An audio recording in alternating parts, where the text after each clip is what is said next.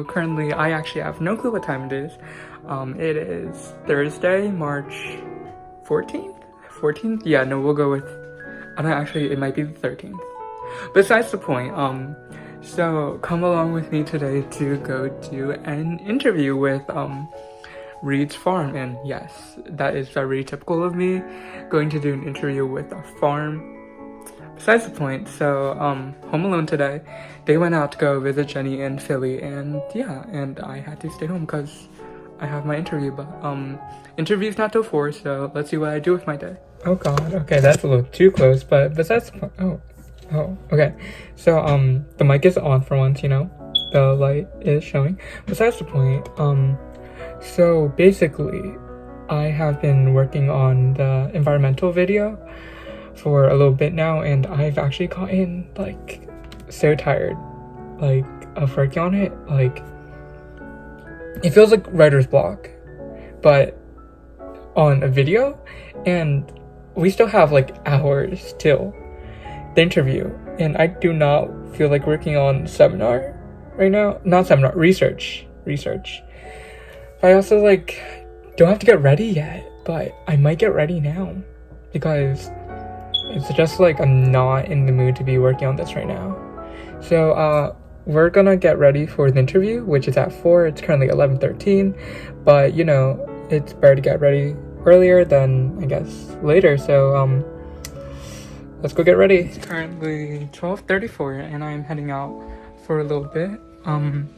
I am gonna go to McDonald's because yesterday night me and Zoe were talking and she talked about a strawberry shortcake McFlurry, and I was like, holy crap, I'm gonna go get one, cause like, holy crap, strawberry shortcake McFlurry. So I'm gonna go out and get one for lunch, and I will see you probably in the car at McDonald's. Okay, so I just got my McFlurry, and it actually like, it kind of looks like the picture, but like, I'm gonna taste it when I get home instead of eating it in the parking lot because I didn't turn the car on yet and it's really hot. So I will see you when I get home.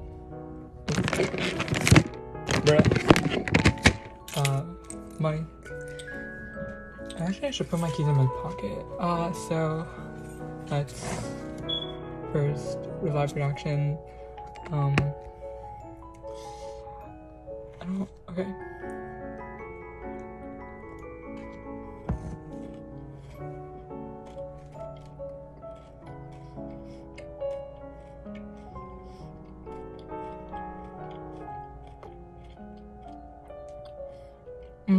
Okay, so just vanilla ice cream with strawberry shortcake tasting bits. It kind of tastes like freeze-dried or like cereal, but it reminds me of the strawberry shortcake ice cream cake that you can get, or like the strawberry shortcake like ice cream. Like, that's what it reminds me of. I'll put a picture like maybe right here, but yeah, that's what this reminds me of. It's not bad. I'd probably like still prefer Oreo over this. But yeah, that review, 7 out of 10, 6 out of 10. It's not the best, it's not bad though. But yeah, I'm gonna keep working on my project, and I'll see you at 4 for the interview. Yeah, see you then. Okay, so I'm gonna, yeah, right there.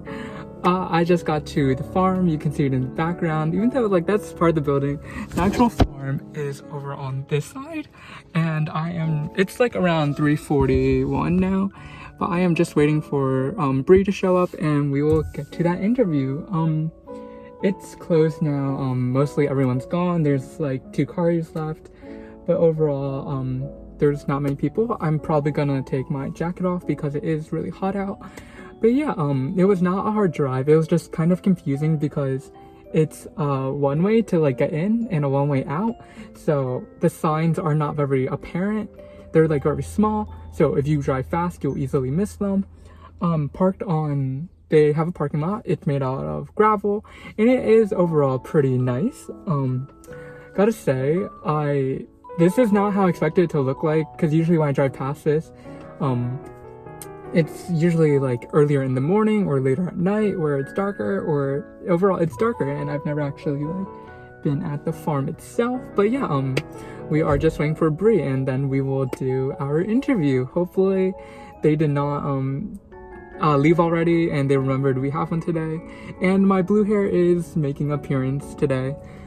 But yeah, it's kind of hot, so I'm gonna take my water out, and yeah, I will see you in a bit. Okay, you're good. All right, hello, I'm Bree. I'm gonna be interviewing Melanie Reed today. Hi. So Melanie, why don't you tell us about the motivation for starting Reed's Organic Farm? Sure. Well, a common misconception people make is that I started the farm since my last name is Reed. That's actually a coincidence. I've been involved since pretty much the very beginning, but I was not involved in founding the farm. But the purpose of founding the farm, which is actually run by a nonprofit organization called A Meaningful Purpose, is to provide meaningful purpose to people and animals in the community. So, as I said, we're a nonprofit organization, but we do have an on-site farmers market where we sell our organically grown vegetables. We also sell farm-to-table food that has been prepared using our vegetables. And we highlight different local artists to bring the community together over the shared need for food, and to connect people to sustainable ways of growing that food. This land had been a family farm for over 100 years and was that's where the name Reed came from. The original farmers were the Reed family, and they were, a really popular farm in the area. The brothers who'd most recently been farming the land passed away about 10, 20 years ago, and the land was not really being used consistently since they had passed away. So my bosses, who are business owners in the community, they came together and founded the nonprofit to bring about the mission of connecting people to food that's grown in a sustainable way, providing a home for farm animals that, typically don't have the best quality of life. We do have an animal sanctuary on site, so our animals have a very high quality of life, and they're just here to live out their lives. We, we're not like a petting zoo. We certainly don't plan to slaughter them for meat. They're just here living out their lives. And they actually contribute to our regenerative agriculture practices because we compost their manure and we use them in our field rotation plans. So the animals actually work with us to improve the health of the soil. But one of the main missions behind the founding of the farm, and the mission that I'm most closely connected to as the programming director, is our mission of education and inclusivity. So in my role as the programming director, I form partnerships with local schools and organizations like a Township high school to bring their students or participants out to the farm to learn about farming, to practice different vocational skills, and to develop a love of growing and cooking and eating healthy foods. We aim for our programs to be very inclusive by partnering with the local school special education departments.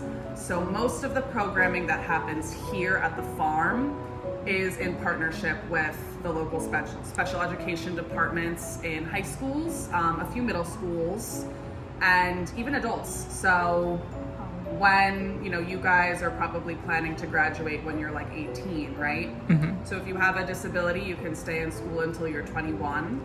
And then when you graduate from school, you don't always have the opportunities that many other high school graduates might seek out, like going to college or getting a job right away, maybe going to a trade school, traveling, those types of things that many high school students are planning for their future. students with disabilities don't always have those opportunities or access to those opportunities. So one of the most important, I think, programs that we offer here at the farm is for adults with disabilities. So people who are over 21 and who want to gain skills that could help them seek employment, and who want to get out in the community and form relationships and do something good for their community. We welcome those people here through a partnership with a wonderful organization called Jev's Higher Ability. And Jev's brings their clients to the farm so we can practice different workplace skills, teach them about what it takes to run this farm here, and they contribute in really incredible ways to the farm's overall operations. And we've been able to hire a few people from that program as well, which is really exciting. Yeah, that's awesome. You already touched about how kind of gardening gives you those essential life skills, and it also kind of gives back to the local economy. Could you also touch on how home gardens also gives you that same independence? Absolutely. So home gardening is the most independent way to feed yourself. I would say buying your food from a farmer's market is your second best option, but if you really want to be self-sustaining and know that you have access to food, growing it yourself is the best way to do that. Of course, we all lived through the COVID pandemic in recent years. We all know what it was like trying to go to the grocery stores, being fearful of getting sick and also having to deal with all of the shortages. Being able to grow your own food means that you can rely on yourself and you don't have to rely on outside suppliers who are outside of your control. If you have space to do it and the knowledge of how to do it, growing your own food is an incredibly empowering thing.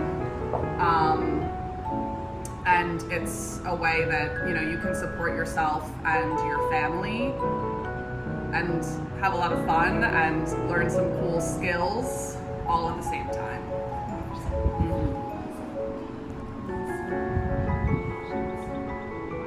Okay, so I think we went through. Is there any advice you would leave for beginner gardeners? Yes. The advice that I always love to give to beginner gardeners is don't be afraid of making mistakes. Making mistakes in the garden is the best way to learn about gardening.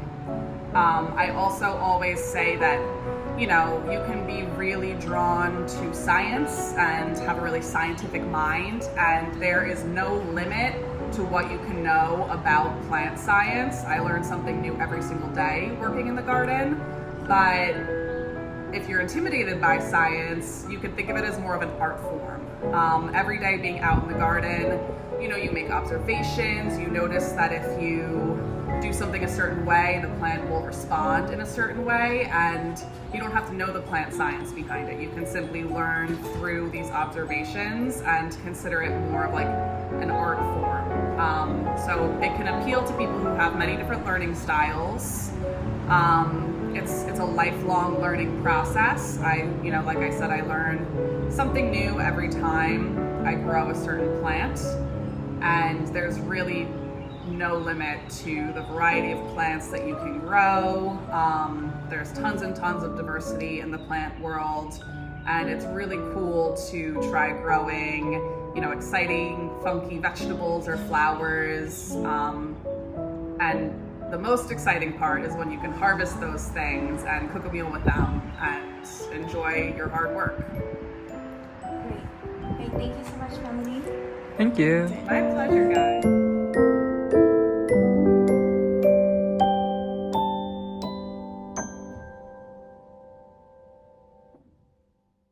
Here and what we've bought in from other local farms. Okay. We have a coffee bar with like some wonderful coffee drinks, tea drinks. So lots of baked goods and lots of prepared foods that are made using the vegetables we grow at the farm. Our our founder, Cookie Till, has a really successful and popular restaurant in Margate called Stephen Cookies. Oh, I've heard of it. Yeah, it's really good. And she also has a bakery, 7311, vendor 7311. She has many businesses, Florida Cold Cuts, all kind of on the Margate Atlantic City Island. But, you know, she had such an interest in sourcing, you know, food sustainably and responsibly. So she dreamed up the vision of having an organic farm and using the produce to create really, you know, incredible dishes and to like uplift the community in the process. Okay. Yeah, it is. It is a really inspiring place to work. And it's been really cool because it's so new. Oh, yeah. You know, we've all kind of like created this together, and it's been challenging, but it's been really rewarding. I actually do have a question for you. Yes. So, since you guys have to like power this entire place, is it solar powered or? It actually is not solar powered. Though that's a great question, and you know, maybe that's something that we'll look into for the future. But as of now, it's not solar powered. But you know, sustainability is really important to us, and everything we do on the farm is done in, you know, the most sustainable way that we can do it. We are, you know, we call it beyond organic. We practice all organic farming methods. We're really working to regenerate the soil because, as I said, this was a conventional farm for over 100 years. So there's really like no topsoil at all, no life to the soil. So we're working, you know, along with our animals to make a ton of compost, spread it on our fields, really try to like bring the ecosystem back to this area because that's so important for the health of the environment. And in the long run, it's actually going to help you grow your vegetables better. Yeah. Yeah. Yeah, I'll show you around the rest. This is, you know, some more of the food that we prepare using our vegetables. We do have chickens and we sell their chicken eggs. We make herbal products. Oh, wow. These are all plants that have medicinal properties that support your physical or mental health. And our wonderful, there she is, that's Leah, our wonderful herbalist over there. These are some students from Egg Harbor Township High School. Yeah. Leah is wonderful, and she, you know, dreamed up all of these herbal concoctions and has them out for sale in the market, which is really cool and something that's pretty unique about this farm. Let's see, what else? These are some examples of the local artists we have here this weekend.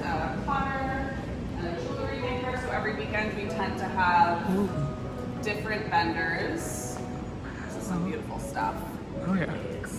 And this is kind of something that I am most excited by. Microgreens? Yes, so we grow microgreens, and that is one of the main jobs that my programming participants help out with. So we've, you know, perfected our technique in a way that will grow the plant successfully, but is also like really accessible to my participants who have disabilities. So we've really figured out how to, you know, have this work well for the participants and also grow successful microgreens. So I have a little bit of work to do on this after you guys leave. But we grow them and harvest them and sell them in the market, and we're also selling to one local restaurant for now. Yeah, maybe more in the future. Oh, Yeah. And I'm sure you guys want to check out the animals. Oh, yeah. I'll bring you to see them.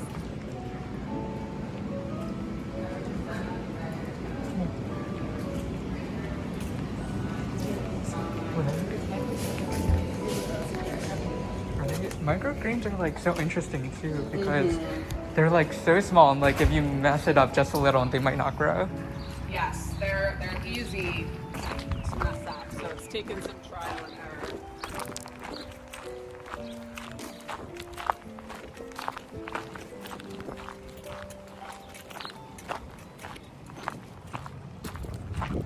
Straight ahead, we have our pigs, Clementine and Rosebud.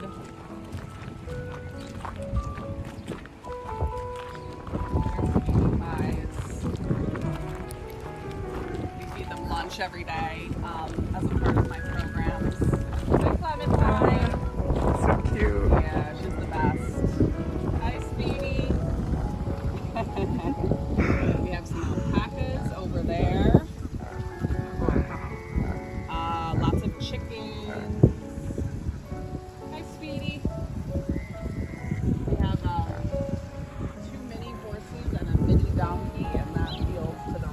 Oh, wow. And then actually across the street, we have more land, and we have 2 full-size horses over there. Okay. So how do you acquire? So most of them were like donated to the farm by people who had them as pets.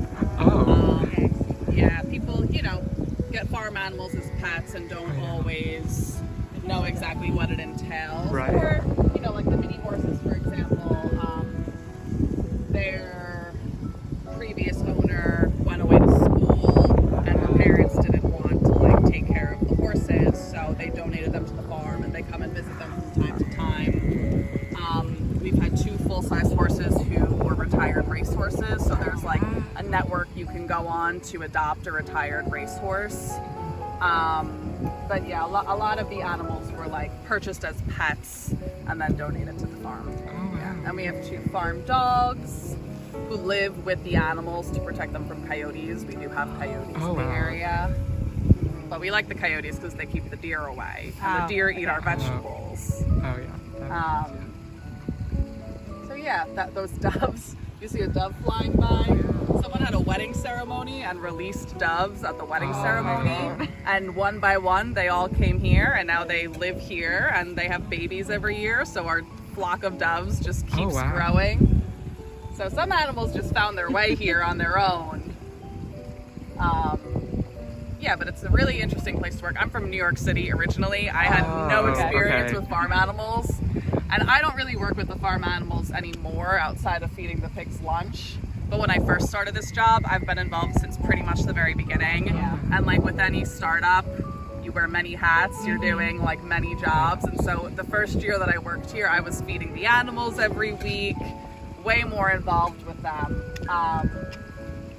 which was, you know, definitely an interesting experience being like a city girl, but it was really cool, and I'm really grateful for that because I got to know all of the animals and I got to know a little bit about how everything happens at the farm. Even though now I'm really focused on programming, you know, I had a chance to really see how everything works. So that's a really cool experience.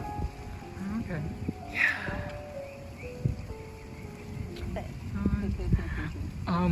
So I know like around here there's usually some wild turkeys that usually run across the street. Yes. Do you also have like turkeys on the farm too? Or? We do have turkeys on the farm. I see them from time to time, not that often, but there are days like early mornings when I get to the farm and I'll see a flock of turkeys out in one of our fields. I haven't seen them in a while, but there are definitely days that I've seen like a dozen wild turkeys out in the field. And I've seen the coyotes. You know, of course, I've seen deer, I've seen a fox. You see a lot of bald eagles, which is really exciting. And then we get all sorts of beautiful pollinators like hummingbirds and butterflies and, you know, a lot of beneficial insects that come to the farm as well. Oh, wow, okay. I think I don't have any right now, but I probably will if we walk around for them. Yeah.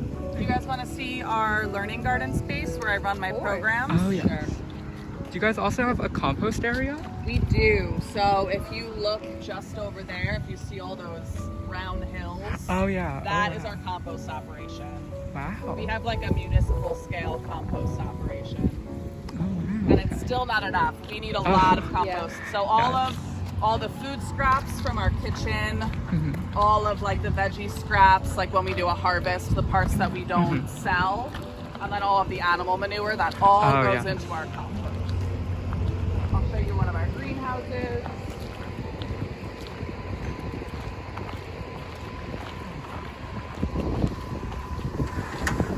Oh, wow. So we grow vegetables all winter long because we have these greenhouses. In the winter, it's a lot of like salad greens and root vegetables. Yep.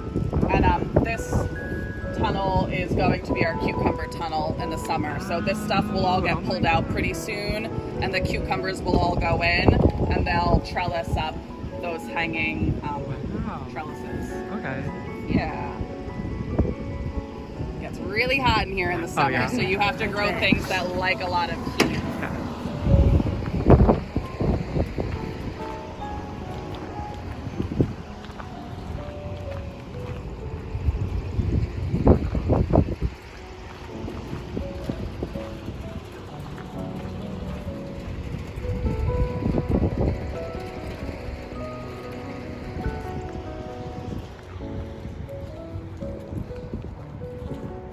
here, this is our learning garden space.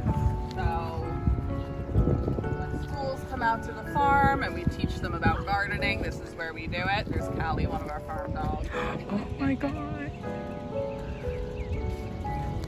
Everything that's grown in this garden is planted with all of our participants. You know, there's not much growing right now. The season's just getting started. But it's really nice to have this space dedicated to working with schools and groups that visit us. But we also work a lot in our market. You know, that's a more realistic job path than being like a farmer. So we want to give people, you know, skills on the farm, but we recognize that it's probably more valuable to our participants to be able to get some experience working in the market space, because that could help them get a job in their future. But it's so important to us to be able to give them those skills and also help them form a connection with nature. Like, even if you don't seek out a job in the environmental fields, you know, we all live on this earth, and having a connection with the earth is a wonderful hobby and a great way to support your mental well-being. And, you know, we're a farm and we grow vegetables, so we want people to enjoy spending time outside, but we also want people to enjoy, you know, eating nutritious vegetables, and growing those vegetables is the best way to get excited about eating vegetables.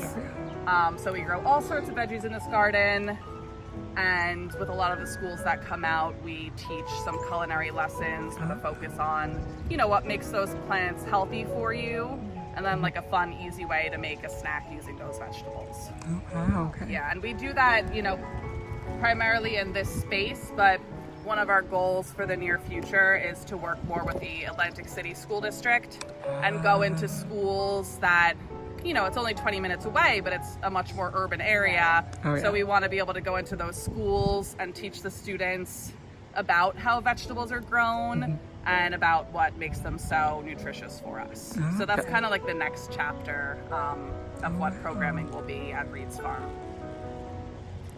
Yeah. What's the plan? I'm good. I don't have questions. Yeah, no, that was great. You Yeah. guys. Thank you. Thank you so much. This interview was Yes. really cool. Yeah, oh no, this was Awesome. amazing. Yeah. My pleasure. I'm glad that we could find a time to make it work. So I just got home from my interview, and now it's time for dinner. They are still in Philly. They are at Center City in Chinatown, and I went to go buy some Chick-fil-A because your boy. Ew, I will never say that again. I'm so sorry. But yeah, I just have not really like eaten since that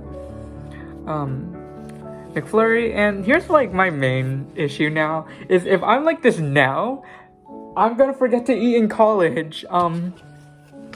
Because I barely eat now. Lord knows I'm like gonna forget to eat in college. And look, my hand tattoos are, you know, I like this.